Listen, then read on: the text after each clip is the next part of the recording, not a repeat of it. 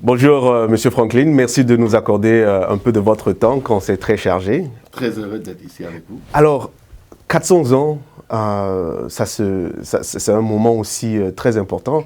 Qu'est-ce que cela représente pour vous à un niveau personnel? Bon, chaque centenaire, c'est l'occasion d'éduquer le peuple américain au sujet de notre histoire. L'histoire des Afro-Américains est vraiment cachée. Les premiers Africains ici arrivent aux Amériques à partir de 1500. On oublie que les Espagnols ont fait venir des gens en Floride en 1500, en Californie en 1500. Cette année, on est en train de célébrer l'arrivée des premiers Africains en territoire britannique. Ça veut dire de nord-est des États-Unis jusqu'aux Carolines et Georgie. Alors, les premiers Africains sont arrivés en Virginie en 1619. Mais auparavant, il y avait des gens dans d'autres régions. Et même plus tard, en 1719, l'arrivée par les Français des premiers Africains à la Louisiane. Alors, c'était un moment très important parce que souvent, l'histoire de ces Afro-Américains est cachée parce qu'on envisage que les gens sont venus ignorants, il fallait que les Blancs les apprennent à faire certaines choses. Ce n'est pas le cas du tout. Ils sont venus déjà développés comme êtres humains, venant des sociétés sophistiquées, venant des grandes villes, venant des royaumes, avec leurs connaissances et leurs facilités, leurs habiletés avec eux. Et la plupart du temps, ils étaient les meilleurs aussi. On sélectionnait les meilleurs pour les faire venir. Des gens sont venus de toutes les régions de l'Afrique. Alors, ce sont des Britanniques, les Espagnols, les Portugais, les Danois, les Allemands et les Hollandais qui ont fait venir les gens aux États-Unis. L'endroit où on appelle maintenant Nouvelle-Angleterre était auparavant Nouveau-Pays-Bas. Et c'était une période hollandais avant que ça ne devienne britannique. Alors, je suis né ici à Washington, mais j'ai grandi à New York et on nous apprend que Peter Stuyvesant, un Hollandais, a négocié avec les Indiens pour avoir la ville de New York et l'île de Manhattan. Mais par contre, c'est lui aussi qui a fait venir les premiers Africains en 1600 comme esclaves pour la ville de New York. Alors, les premiers Africains sont venus ici en Virginie, venant d'Angola. Et c'est très important de comprendre que pendant 3 siècles, les Blancs avaient la main-d'œuvre gratuite. Alors, ceux qui vendaient, ils pouvaient le vendre moins cher parce qu'ils ne devaient pas payer leur main-d'œuvre. Les Écossais, par exemple, venaient ici, dans la région du baie de Chesapeake, simplement acheter le tabac sans avoir les esclaves qui cultivaient le tabac. Ensuite, on les distribuait, le tabac, à travers l'Europe.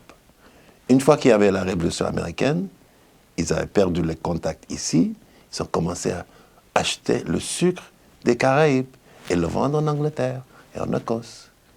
Alors, c'est une fortune que ces gens ont fait. Alors, les premiers Africains qui sont venus ici, c'était les grandes compagnies royales qui contrôlaient la traite. La reine d'Angleterre, le roi de la France, les rois de Danemark, de l'Espagne, des Pays-Bas. C'est à eux qui appartenaient ces bateaux, ces négriers. Les capitaines travaillaient pour eux. Alors c'était un commerce triangulaire tellement enrichissant pour toutes les grandes villes de l'Europe. Ils vendaient leurs affaires, les tissus, l'alcool, des fusils, des couteaux, des vêtements. Sur la côte africaine, une fois qu'ils avaient vendu ces objets, ils remplissaient les bateaux de ces Africains, hommes, femmes et enfants. Souvent de 300 à 700 dans chaque bateau.